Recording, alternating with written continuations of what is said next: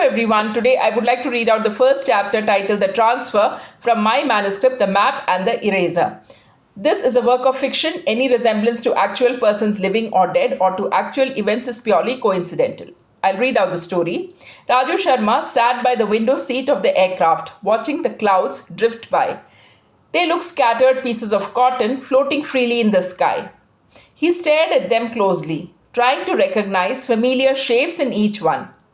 To him, they looked like toys, like something he had seen before, and yet something new every time.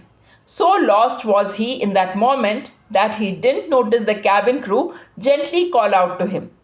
Raju, his mother whispered softly, open the tray. His mother, Renuka Sharma, placed the tray neatly in front of him. Sandwiches and a chocolate brownie. Raju smiled and said, Amma, that cloud looks like a toy. She looked outside and smiled. Yes, it does. The view is beautiful. Raju finished his meal quietly. A few minutes later, the pilot's voice echoed through the cabin, announcing their arrival time. There was a slight turbulence in the air, but soon the aircraft landed smoothly on the runway. The family stepped out of the aircraft and waited near the conveyor belt for their luggage. Raju's father, Ravikant Sharma, worked in the foreign services. Travel was a part of their life, but this time it felt different. After a long time, they were back on Indian soil and they were happy to be home. Outside the airport, a car was waiting for them. A man holding a placard greeted them respectfully and opened the door. As the car moved through the city, Raju looked outside. The clean roads of the diplomatic enclave in Delhi, the tall green trees, the green breeze, everything felt calm, almost like the city was welcoming them. As soon as the car stopped, Raju stepped out eagerly. He rushed to open the gate of his new home. A beautiful bungalow stood before him with lush green lawn and a small fountain. Everything inside the house was already arranged perfectly, as if the home was waiting for them. This place is so beautiful, Raju said. His father smiled and with quiet pride. It is our land, he said, and it's beautiful, just like all the other countries we've lived in. Renuka smiled gently. Finally, we are home. Maybe this time we'll stay longer. Maybe we can spend time with our parents this summer. It was a Sunday. After a long journey and a few phone calls with family and friends, they rested. The next morning, Raju woke up excited. It was his first day at his new school, Education International. The school was just a few miles away within the same enclave.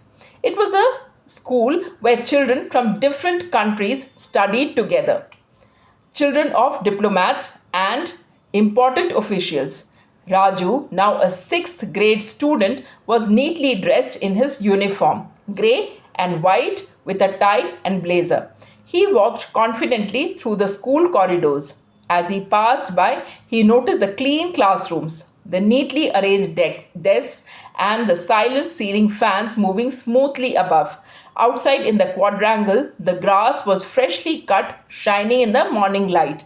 Then he saw it, a blue board engraved clearly, Class 6A.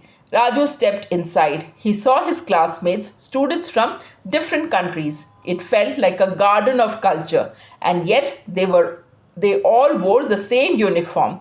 There was silence in the classroom. Raju quietly took a seat beside two students. The school bell rang. It was time for assembly. The students formed a line and walked towards the auditorium. The auditorium was huge. The choir stood on the stage, singing the school prayer, followed by school song. And then something special happened. Since the school had students from many countries, they sang the national anthem of each one, and every student stood up with respect.